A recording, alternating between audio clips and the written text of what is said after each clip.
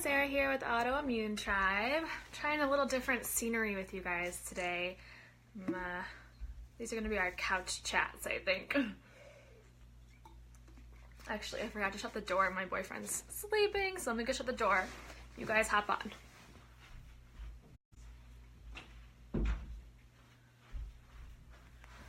Okay, so I asked Facebook and Instagram, what do you guys want to know? If you had a free hour of coaching with me, what would you want to ask? What are the things that are burning questions for you?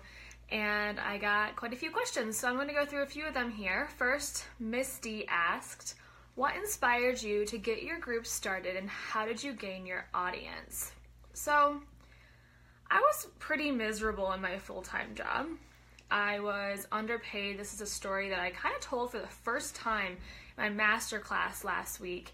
And while I was working in this unfulfilling, underpaid job, I was experiencing the amazing benefits of moving beyond food and healing. And I was working with an energy healer, and I was doing muscle testing, and I was reading a lot of content, free content from people like Gabby Bernstein and Amanda Francis and some kind of spiritual leaders, manifesting leaders. And I just felt really called to do something more with my life.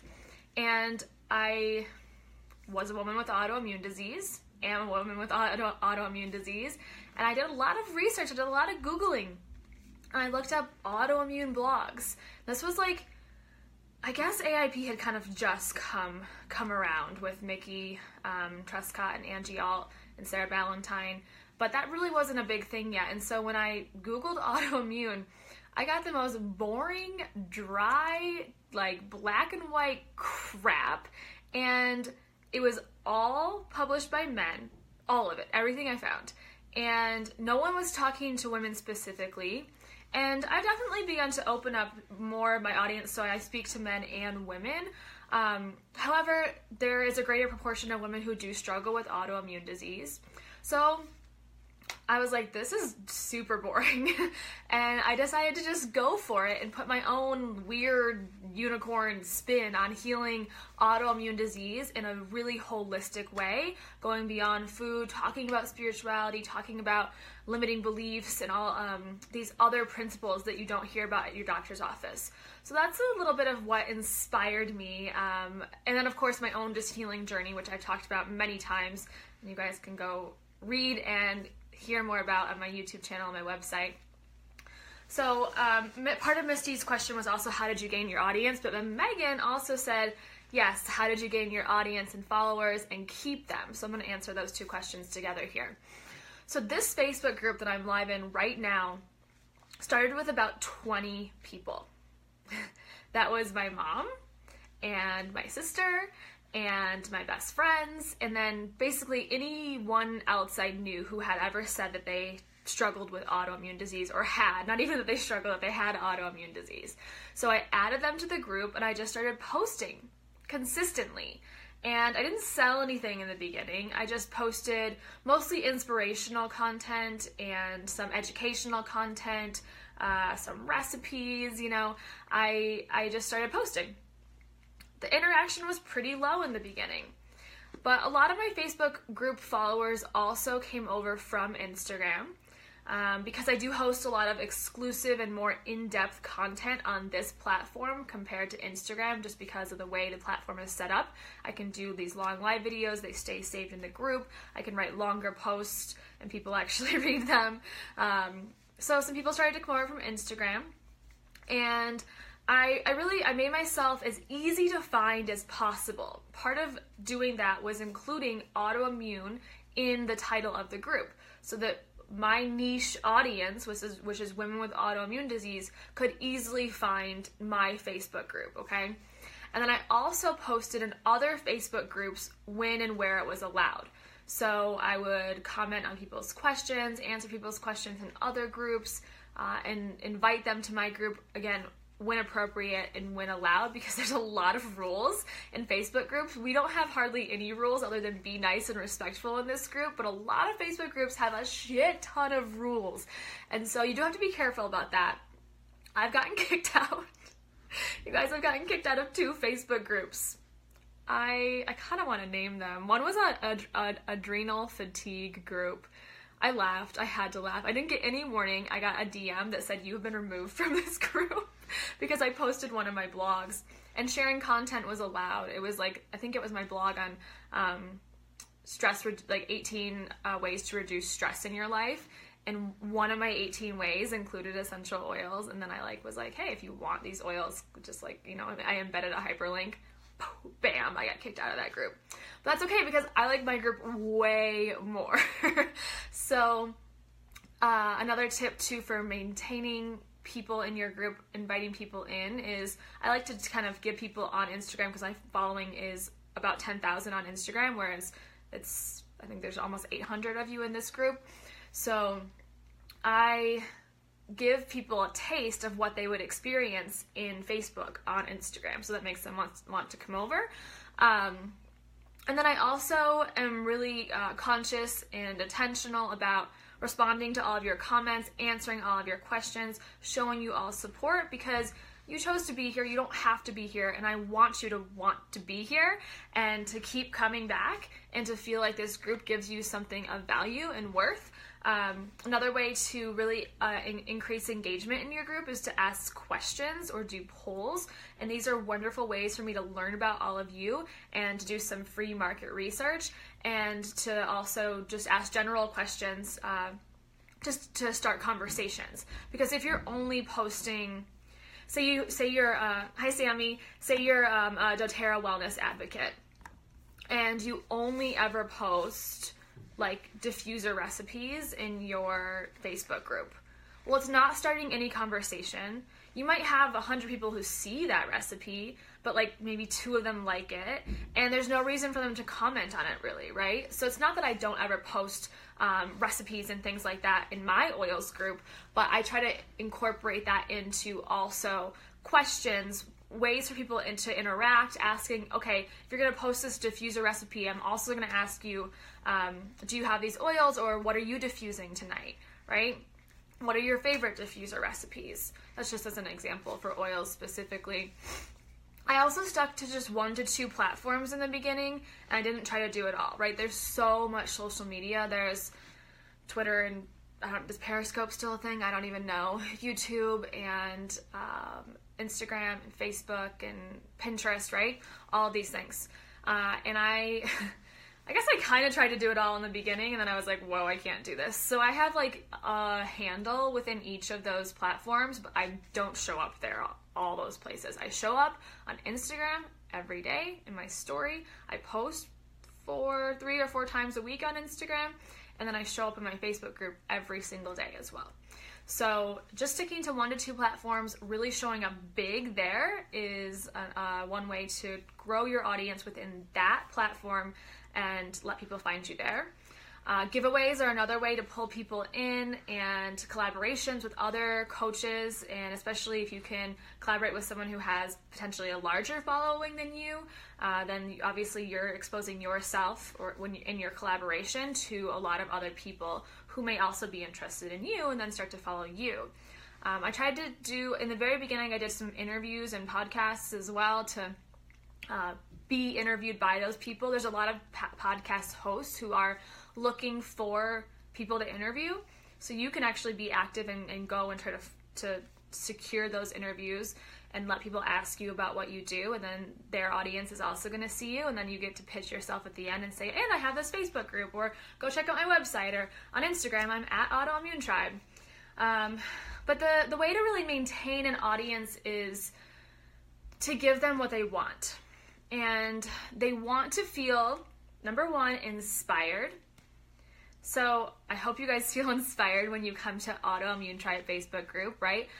Sometimes that's just posting like super cute videos and like, inspirational stories or affirmations or words of encouragement, right? So you want to feel inspired. People also want to feel educated, right? I oftentimes will put in some of these like PubMed studies. It's not my niche, it's not my zone of genius, but I still always like to include some of the latest research so that you guys can go and do some more research on your own, and then also educate you, especially on some of the energetic and emotional healing principles within autoimmune disease. And then people also want to feel understood. This is a huge one. They want to feel understood. They want to feel like they're being heard. This is a real, authentic connection, and that's truly how I feel with everyone in my group. When I respond back, I'm not just responding back for the hell of it. It's because I want that authentic connection, and I want to be able to have a real conversation, right? So people want to feel understood. And part of that is that you're going to attract the people who do resonate with you, and so you guys maybe are on the same vibe as well. And then people want to be heard. People want, I guess I kind of already said that with being understood, but being understood and feeling heard. So also, you know, when people post questions in the group, I don't get to them immediately, right? But I get back to them and I make sure that they are heard within the group as well. Okay. Hopefully that answers your question, Misty and Megan. Megan had one more question. She said, maybe about programs you use. For example, when you do an ebook. Okay, so my ebooks that I have made, I started in Word, and it was pretty limited, and that didn't, so you just can, when you download a Word document, you can download it as a PDF, and that's certainly one way. You can create just like a super easy freebie PDF. It's like a list of 10 foods to improve adrenal health or something, right? But now I use Canva. Canva.com, free resource. I do a lot of my graphic design in Canva. Really cool because they have templates for pretty much every social media. Like if you need to put a YouTube cover photo or an Instagram post or a Facebook post, or an 8.5 by 11 size would be a PDF size, and you can design within Canva. Okay, so that's specifically what I use for ebooks, Megan. Some of the other programs that I use in the back end of my business, so my email host is Aweber. My website is on WordPress, and I use Buffer for some of my social media. Buffer is like a pre-scheduled scheduler for your social media. It does not work with Instagram though. I don't know of any pre-scheduled Instagram. I don't think that's possible, at least for now. So all my Instagram is just posted in real time. I use acuityscheduling.com for some of my clients when they book with me. And then I use PayPal for processing payments. I just got teachable.com. I wish I had done this sooner. And just took a little bit of learning, but teachable.com is now where I'm going to be hosting my membership site and online courses. There's 2 available right now, autoimmunetribecourses.com, the ABCs of essential oils and essential oils and autoimmune disease. And then I've also played around with Shopify. If you guys sell products of any kind, Shopify I would highly recommend. It's just a monthly fee, and then I think it's like $7 a month to be on Shopify. That is how I was selling my crystals when I had my crystal shop. That's how you may remember. And then I've also been experimenting with Healthy. Healthy.com is an amazing platform for health coaches.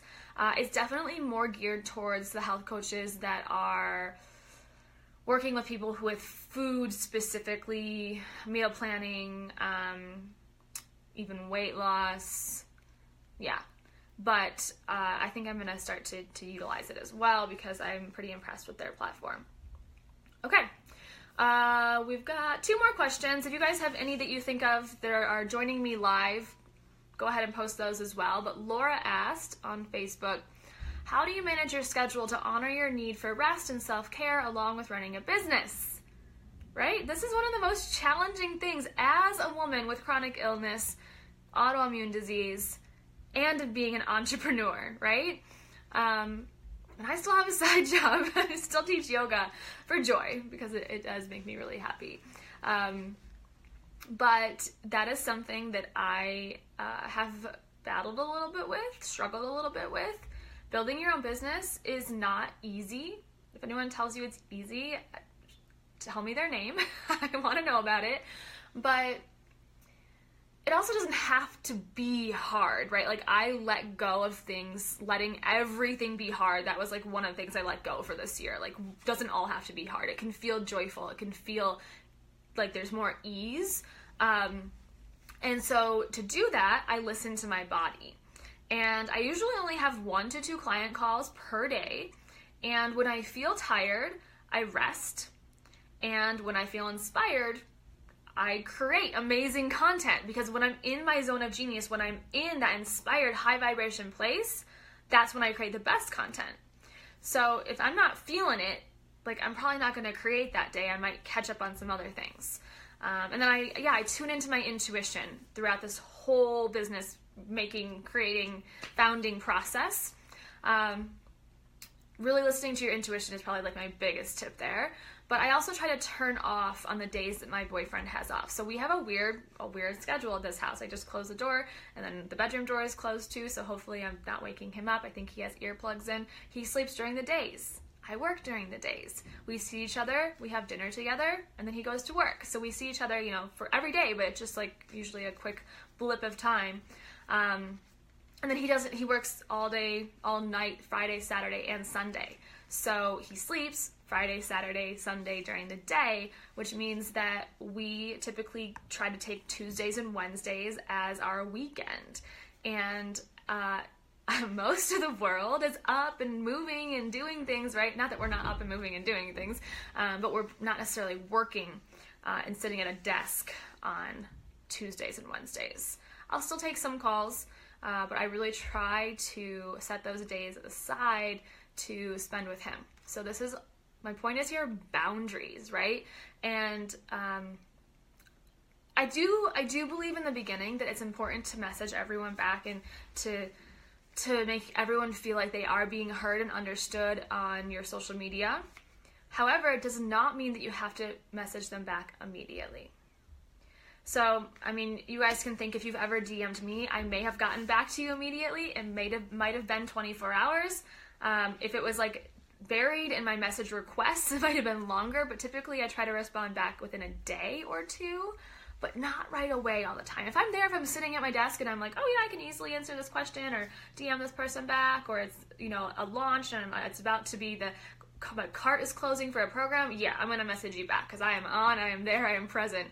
But I have to set an example to all of you that it's okay to have boundaries as well. Boundaries are important. So you're allowed to just wait and not respond back to people immediately. Plus, we live in this world where people are so used to that I think we need to remember that it's not necessarily doesn't have to be expected, right?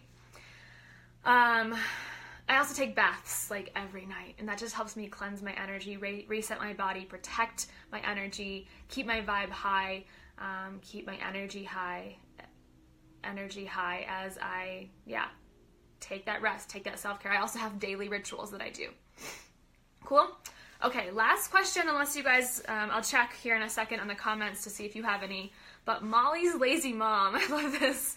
Molly's Lazy Mom on Instagram asked, I feel blocked / no mental energy. How would you help me fix it?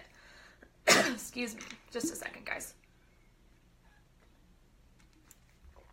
So, to answer your question, Molly's Lazy Mom, I'm assuming your name's not Molly, because you're Molly's mom. I would always recommend working with a functional medicine practitioner to get to the root of your fatigue in this fog it sounds like you're having, that lack of mental energy. And there's, some more band-aid fixes that aren't necessarily getting to the root of why you feel low lack of energy. But one of my favorite quick fixes is Mito Max from doTERRA. It is the energy and stamina complex. It's a capsule from doTERRA essential oils. And this has been life-saving. When I'm having a low energy day, but there's stuff I have to get done, 2 Mito Max, pop them down the hatch, and has been huge to support mitochondria and support my overall clarity of the mind, to kind of fight off that brain fog. Make sense? And then I've also cut out sugar, all sugar. I cut out caffeine, and I cut out processed foods, and that has been huge for also reducing brain fog and being able to think clearly. And actually, I just thought of this too. It's over on my desk. Decided to do the couch chat today, but on my desk is my Four Sigmatic Lion's Mane elixir, and this is a mushroom blend. Again, no sugar, no caffeine, and it is just mixed with water and a little bit of coconut milk, and that is the focus blend specifically from Four Sigmatic. What else? I also take Infoceuticals, and Infoceuticals are from Ness Health, and they are what I prescribe to clients who I work with one-on-one, and especially the Infoceuticals called Source Energy, and Liberator. Liberator is going to liberate you from your past and any blockages, limiting beliefs in your brain holograms. And then Source Energy is going to align your energy field to that of Source and life prana, life force, life energy prana. And those two have been huge for me, just like clearing out of some of the clutter in my brain. So you can get those by working with me one-on-one. If anyone's interested who's listening, just shoot me a DM. I'm taking clients on kind of a secret basis right now. I haven't put it on my website yet, but right now I'm pretty full of clients just from saying things like that. So if you do want to work with me, just shoot me an email. And then if I were coaching you one-on-one, not as a bioenergetic practitioner, what we would do is we would peel back the layers of what feels blocked. Why are you blocked? We would get to the root of having no energy and then ask tough questions like, what actually, by having no energy, mental clarity, how is that actually serving you? Or how is it a way of you protecting yourself or your body? Because oftentimes there is an underlying commitment to that state. And then we would start to peel that back. We would rewire that thought, and then we would tell your body that it's safe. So those are some of the things that I would do, Molly's lazy mom, if I felt blocked or had no energy, if I were coaching you. Danielle asks, hey Sarah, did you cut out honey and maple syrup too? Yes. I cut out all added sugar. So even, natural sugars that are seen as more healthy, or like coconut sugar, honey, maple syrup, all of that, because sugar was giving me panic attacks. Sugar was heightening my anxiety through the freaking roof. And it took me a long time to realize it was sugar, but once I realized that sugar was contributing to that, it just became no longer worth it for me to have a gluten-free cupcake, even though I miss them. So I cut out sugar and alcohol and have been feeling a lot better. However, I have a huge freaking sweet tooth, you guys. I love sugar. So I still make my own version of, sweet treats, but I use monk fruit. Danielle, does monk fruit still make you crave more sweet things? No, it satisfies that craving for me. So in a natural, unprocessed stevia and monk fruit are both great alternatives to sugar. I've used the stevia blend in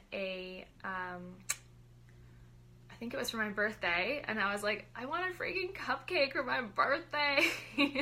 And so I put stevia into a gluten-free, nut-free, egg-free, vegan, all of the things, kind of paleo version of a cupcake.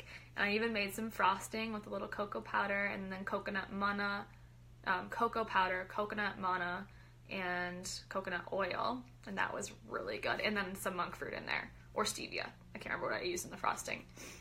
So those things have really, really helped me start to beat that sugar craving, because that was a source of a lot of my problems and my freaking skin.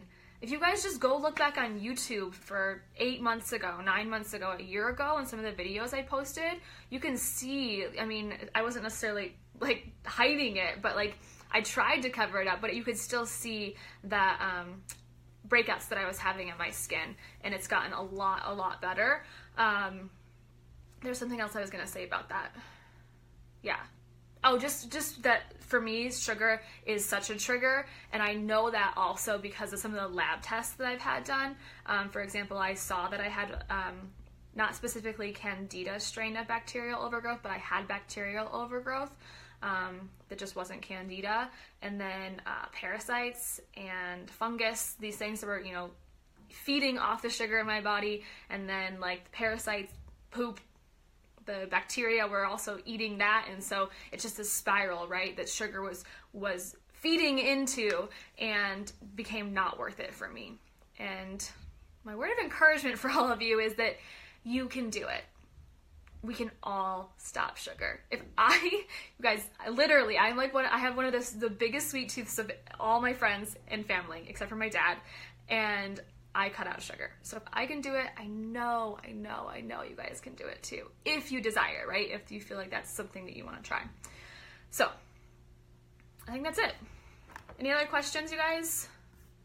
Almost knocked my phone down there. All right, well, it's been awesome hanging out with you, and I just want to remind everyone that the cart is open for Unicorn Healers Unite, Unleashing Your Gifts and Passions as a Wellness Coach. This is for aspiring and current coaches, practitioners, healers of whichever kind. Many of you are probably in the same niche or close to the same niche as me with autoimmune, chronic illness, hormone health, anxiety, maybe even depression. And I'm going to be sharing a lot more of the back end of my business, Autoimmune Tribe, in these trainings, also really helping you to build your confidence and clarity as you do create your business and gain those followers, maintain that audience, and put out unique programs that are not cut and dry, cut and paste, template, done for you programs, so that they're really speaking to your niche market and they sell out. So that sounds like fun, and you want to hang out with me for 4 weeks, please join. It is at autoimmunetribe.com/unicorns. If you want to learn more, listen to my invitation video, check out the details, and then I have early bird pricing until the 20th. So that's 2 more days to save $50 and join us for Unicorn Healers Unite. All right, I'll see you guys soon. Bye.